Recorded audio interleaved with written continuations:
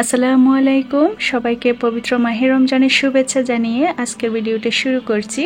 আশা করছি যে যেখান থেকে বসে আমার আজকের ভিডিওটা দেখছেন সকলে আল্লাহর রহমতে সুস্থ এবং ভালো আছেন। আমরাও আলহামদুলিল্লাহ ভালো আছি। সোহা সিয়াম দুজনেই আলহামদুলিল্লাহ এবছর সবগুলা রোজা রাখার চেষ্টা করছে। তো গত বছর সোহা মোটামুটি সবগুলা রেখেছে, তবে সিয়াম সবগুলা রাখতে পারেনি। তো এবছর দেখলাম সে রোজা রাখার চেষ্টা করছে। তো সাহারির টাইমে দুজনে উঠে, আবার ইফতারের সময় দুজন খুব আনন্দ সহকারে ইফতারের আয়োজন করার চেষ্টা করে। তো যার কারণে ইফতারের টাইমে আর সাহারির টাইমে খুবই জমজমাট হয়ে ওঠে। আপনারা দেখেছিলেন যে রোজার প্রস্তুতি হিসেবে অনেকগুলা কাজ রোজার আগে গুছিয়ে রেখেছি, যার কারণে রোজার দিনে আর তেমন একটা কাজে সময় বের করতে হচ্ছে না। তবে সকালের দিকে কিছু টুকটাক কাজ থাকে, সেগুলা গুছিয়ে নিচ্ছি। তো খেজুর আনা হয়নি আগে, আর কিছু পুদিনা পাতা।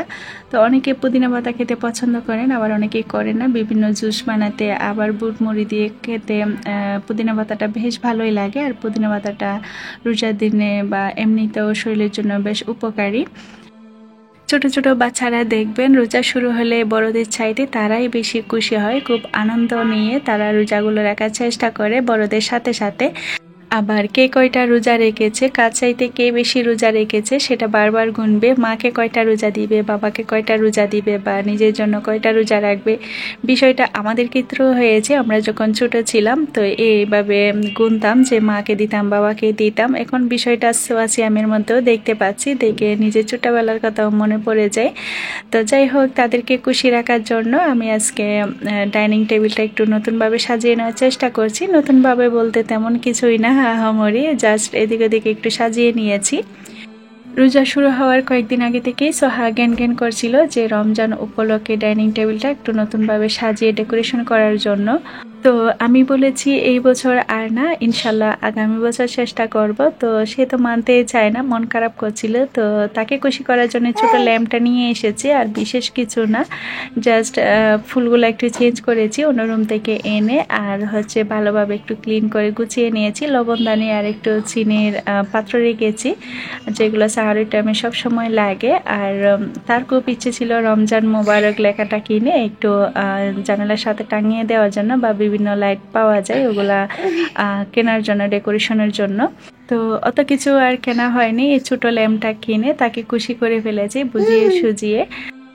এখানে কিছু সিরামিকের মগ আর একটা সার্ভিং ডিশ নিয়েছি। সিরামিকের মগগুলা কালারফুল হওয়াতে আমার বেশ পছন্দ হয়েছে। তো 6টা 6 কালারের পেলে আরও বেশি ভালো লাগতো, 5টা 5 কালারের পেয়েছি, ওগুলাই সাথে সাথে নিয়ে এসেছি। তো আরেকটা কালার পরবর্তীতে খুঁজে দেখব। আর সিরামিক মানে তো অনেক বেশি ভালো লাগা প্রতিটা গৃহিণীদের, আমার মনে হয় সিরামিকের প্রতি একটা দুর্বলতা কাজ করে। আর এখন সিরামিকের প্রোডাক্টগুলো তো খুবই ভাইরাল, বিভিন্ন শেপের পাওয়া যায়, আবার বিভিন্ন কালারের, বিভিন্ন ডিজাইনের, যার কারণে সবার অনেক বেশি ভালো লাগে। আবার দামটাও কিন্তু খুবই রিজনেবলের মধ্যে থাকে, তেমন একটা অতিরিক্ত দামও থাকে না। যাই হোক, এদিকে সকালের দিকে কিছু টুকটাক কাজ গুছিয়ে রাখছি বিকালে কাজটা সহজ করার জন্য। আলু সিদ্ধ আর ডিম সিদ্ধ বসিয়ে দিয়েছি একটা চুলায়, আলুর চপ বা ডিম চপ এগুলো করার জন্য। আর একদিকে হচ্ছে সাহারির জন্য একটা আইটেম রান্না করে রাখছি, সোনালী মুরগি রান্না করব। আগে দেখা যেত অন্যান্য বছরগুলোতে আমি ইফতারের পরে বা তারাবি নামাজের পরে হচ্ছে সাহারি রান্নাটা করতাম। তো এখন আর সেটা সম্ভব হয় না, যেহেতু ছোট বাবু আছে, সময় সুযোগ করে একই নির্দিষ্ট টাইমে কোনো কাজ করা সম্ভব হয় না। যখনই সময় পাই তখনই কাজ শেষ করার চেষ্টা করি। তো সকালের দিকে যেহেতু মোটামুটি ফ্রি টাইম থাকে, তো সেই সময়টাতে রান্নাবান্নাগুলো করে রাখলে দেখা যাবে পরবর্তীতে নামাজ কালামও আরামসে পড়া যাবে। এদিকে হচ্ছে আলু দিয়ে সোনালী মুরগিটা রান্না করব, একটা টমেটো দিয়ে একটু পাতলা ঝোল করে আর কি। সাহরির টাইমে বেশি মশলাযুক্ত খাবার বা বেশি তেলযুক্ত খাবার কিন্তু খেতে ভালো লাগে না, অরুচি চলে আসে, আবার স্বাস্থ্যের জন্য কিন্তু তেমন একটা ভালো না। এদিকে হচ্ছে কিছু বেসন আগে থেকে আমি রেডি করে রেখে দিয়েছিলাম নর্মাল ফ্রিজে, আপনারা আমার আগের ভিডিওগুলোতে দেখেছিলেন। এখন শুধু নামিয়ে একটু নর্মাল টাইপের পানি দিয়ে গুলিয়ে ব্যাটারটা তৈরি করে নিব, পারফেক্ট একটা ব্যাটার। আর যখন বেগুনি বা চপ তৈরি করব তখন আরও একটা উপকরণ দিব, সেটা তখন দেখিয়ে দিব।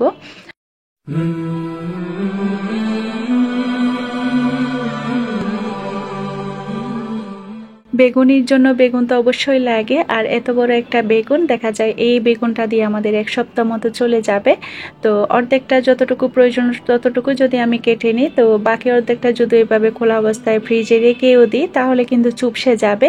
তো যার কারণে পুরোটা বেগুন আমি কেটে নিব। তো কেটে নেওয়ার পর হচ্ছে উপরে নিচে টিস্যু দিয়ে তারপর একটা বক্স করে রেখে দিব, দেখা যাবে পুরো সপ্তাহ জুড়ে এই বেগুনটা ভালো থাকবে, কালারটাও কিন্তু কালচে হয়ে যাবে না। এটা আমি আস্ত ধুয়ে নিয়েছি, কাটার পর আর ধুয়ে নিব না, আর যতটুকু প্রয়োজন ততটুকু রেখে বাকিগুলা রেখে দিব আর কি। আপনারাও চাইলে এই টিপসটা ফলো করতে পারেন যদি আপনাদের একটা বেগুন পুরো না লাগে বা প্রতিদিন কাজের চাপ সহজ করতে চান, তো চাইলে এভাবে বেগুন কেটে নর্মাল ফ্রিজে রেখে দিতে পারেন। তো প্রতিদিন আর বারবার বেগুন কাটার ঝামেলাটাও থাকলো না, আর বেগুনটাও আর নষ্ট হলো না। আমার বয়সের সাথে সাথে হয়তো বা আমার ছোট ছানার বয়সটাও আপনারা শুনতে পাচ্ছেন। আসলে তাকে সাথে নিয়ে আমার বয়স দিতে হচ্ছে, তাকে সরিয়ে কোনো মতে বয়স দেওয়া সম্ভব হচ্ছে না। তো যাই হোক, রোজার দিনে হয়তো বা আমি তেমন একটা ভিডিও আপলোড করতে পারবো না, সপ্তাহে একটা অন্তত ভিডিও দেওয়ার চেষ্টা করব। এদিকে হচ্ছে মুরগির মাংস রান্নাটাও হয়ে গিয়েছে, সবশেষে একটু ধনিয়া পাতা দিয়ে দিয়েছি আর একটু ঝুলঝুল করে রান্নাটা করে নিয়েছি। সকাল থেকে সিয়াম বলছিল যে জুস বানানোর দায়িত্বটা যেন তাকে দেই, আমি যেন না ধরে অন্য কাজ করি। সোহা বাবুকে সামলাচ্ছে, সিয়াম আমার সাথে সাথে হেল্প করছে। তো তাকে তো আর পুরোটা দায়িত্ব দিয়ে দেওয়া যায় না, তো পরিমাণ বা উপকরণগুলো আমি দিয়ে দিয়েছি, তো সে হচ্ছে একটু ব্লেন্ড করে নিবে। বাচ্চারা দেখবেন ইফতারির টাইমে অন্যান্য খাবারগুলো চাইতে ফলের জুসটাই বেশি পছন্দ করে। তো ফল এমনি আস্ত কেটে দিলে তেমন একটা খেতে চায় না, আর তরমুজ ভাঙ্গি এগুলো তো আস্ত অনেকেই খেতে পারে না, বিশেষ করে আমিও পছন্দ করি না। তো এখানে ভাঙ্গি আর তরমুজের জুস করে নিচ্ছে, অনায়াসে সবাই খুব মজা করে খেয়ে নেবে। তারা যেহেতু প্রতিদিন রোজা রাখছে, তো চেষ্টা করি প্রতিদিন 2 ধরনের ফলের জুস রাখার জন্য, এক এক দিন এক একটা আইটেমে। এখানে তরমুজের জুস আর ভাঙ্গির জুস একইভাবে করে নিব। লবণ দিয়েছি, রেগুলার লবণ, আর হচ্ছে বিট লবণ, চিনি দিয়ে দিয়েছি। তরমুজের জুসের মধ্যে তেমন একটা পানি দিতে হয় না, অল্প একটু দিয়েছি, তবে ভাঙ্গির জুসে পানির পরিমাণটা একটু বেশি দিয়েছি। দিয়ে হচ্ছে সব কিছু দিয়ে ব্লেন্ড করে তারপর চেখে নিলে, এরপর একটু লেবু চেপে দিলে হয়ে যাবে। আপনি যদি এই পর্যন্ত আমার ভিডিওর সাথে থেকে থাকেন আর আমার আজকের ভিডিওর কোথাও কোনো অংশ যদি আপনার ভালো লেগে যায়, তো প্লিজ একটি লাইক করতে ভুলবেন না। আর আপনি যদি আমার চ্যানেল আজ নতুন হয়ে থাকেন আর আপনি যদি এই ধরনের ভিডিও আরও দেখতে চান, চাইলেই আমার চ্যানেলটি সাবস্ক্রাইব করে পাশে থাকা অল অপশনটি প্রেস করে রাখতে পারেন। কাজগুলো যদি আপনি অলরেডি করে দেখে থাকেন, তো আপনাকে জানাই অসংখ্য ধন্যবাদ।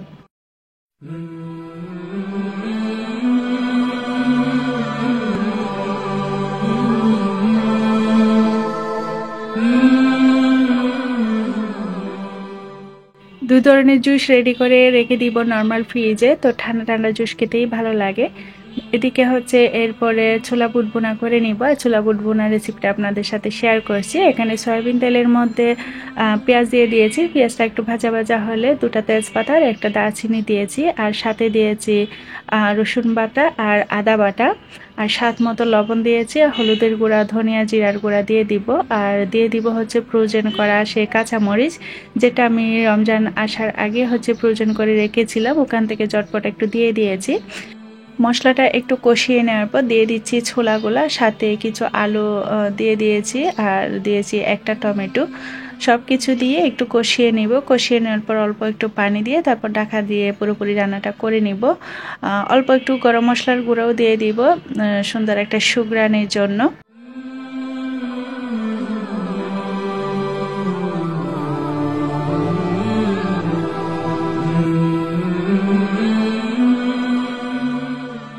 বেসনের ব্যাটারের মধ্যে আরও একটা উপকরণ দিয়ে দিচ্ছি। এখানে তেল ভালোভাবে গরম করে অল্প একটু তেল দিয়ে দিয়েছি। এবার ভালোভাবে সাথে সাথে নেড়ে আরও একটু ফেটিয়ে নিব। এতে করে বেগুনি বা আলুর চপ যেটাই তৈরি করা হোক না কেন খুব বেশি উপরের সাইডটা ক্রিস্পি হবে। পেঁয়াজও তৈরি করতে এসেছি, সিয়াম আমাকে কোনো মতেই পেঁয়াজও তৈরি করতে দিবে না। সে চাচ্ছিল যে সেই সবগুলো পেঁয়াজও তৈরি করে নিবে। এভাবে তেলের মধ্যে পেঁয়াজও দেওয়াটা তো একটু ভয়ের কারণ, তেল ছিটকে গায়ে পড়তে পারে। আমার ভীষণ ভয় করছিল আর তাকে সরানোর চেষ্টা করছিলাম বকা দিয়ে। তো সে তো যাবেই না, এগুলো করবে, নাছরবান্দা লেগে আছে। তো সে যেগুলো পেঁয়াজও বানিয়েছে এগুলো হচ্ছে আলাদাভাবে চেনা যাচ্ছে, এবড়ো তেবড়ো হয়েছে। আর আমি বলছিলাম যে তোমার এগুলো করার দরকার নেই, তুমি ছেলে মানুষ, তুমি অন্য রুমে যাও। না, সে শুনবেই না, সব সময় আমার সাথেই ছিল যতক্ষণ আমি কিচেনে কাজ করেছি। যাই হোক, এদিকে ছোলা বুট বোনাগুলো হয়ে গিয়েছে আর একটা বাটিতে নিয়ে নিয়েছি। আর কালারটা যেমন হয়েছে খেতেও কিন্তু অসাধারণ হয় এভাবে ছোলা বুট বোনা করলে। আর এদিকে পেঁয়াজগুলো হয়ে যাওয়ার পর এগুলো নামিয়ে নিচ্ছি। ছিয়ামেরগুলো দেখতে পাচ্ছেন আলাদাভাবে চেনা যাচ্ছে।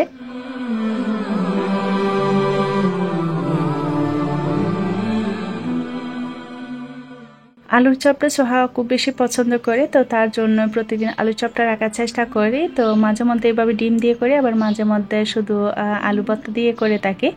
এখানে দুটো ডিম সিদ্ধ করে মাঝখান দিয়ে কেটে নিয়েছি। এবার বড় বড় সাইজ করে আলুর চপগুলো তৈরি করে তারপর যখন এগুলো হয়ে যাবে ভেজে নেওয়ার পর মাঝখান দিয়ে কেটে নিব, তখন কিন্তু দেখতে অনেক সুন্দর লাগে। এখানে আলু ভর্তার মধ্যে আমি কিছু পেঁয়াজ বেরেস্তা আর হচ্ছে শুকনো চিলি ফ্লেক্স দিয়ে দিয়েছি, সাথে স্বাদ মতো লবণ আর একটু চাট মশলা দিয়েছি। খুব সুন্দর একটা সুঘ্রাণ হয় এভাবে পেঁয়াজ বেরেস্তা দিয়ে করলে। আসলে ইফতারের আগ মুহূর্ত এই সময়টাতে খুব বেশি তাড়াহুড়ো থাকে, কাজের চাপ থাকে, কোনটা রেখে কোনটা করি। তো যাই হোক, আলুর চপগুলা তৈরি করতে করতে বেগুনিগুলোও ভেজে নিয়েছি, সাথে পর্যায়ক্রমে একে একে সবকিছু ভেজে নিচ্ছি। যে ফ্রোজেন আইটেমগুলো ফ্রোজেন করেছি ওখান থেকেও কিছুটা ভেজে নিচ্ছি।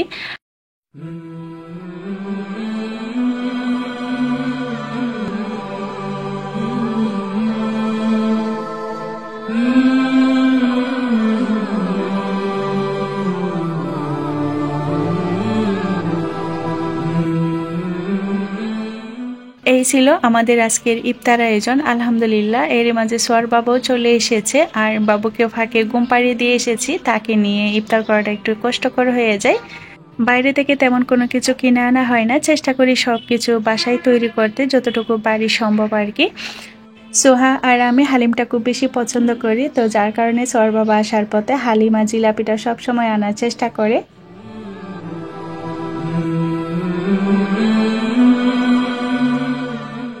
তো আমার আজকের ভিডিওটা এই পর্যন্ত। সবার সুস্বাস্থ্য সুস্থতা কামনা করে আর আমার পরবর্তী ভিডিও দেখার আমন্ত্রণ জানিয়ে আজকের ভিডিওটা এখানেই শেষ করছি। আল্লাহ হাফেজ।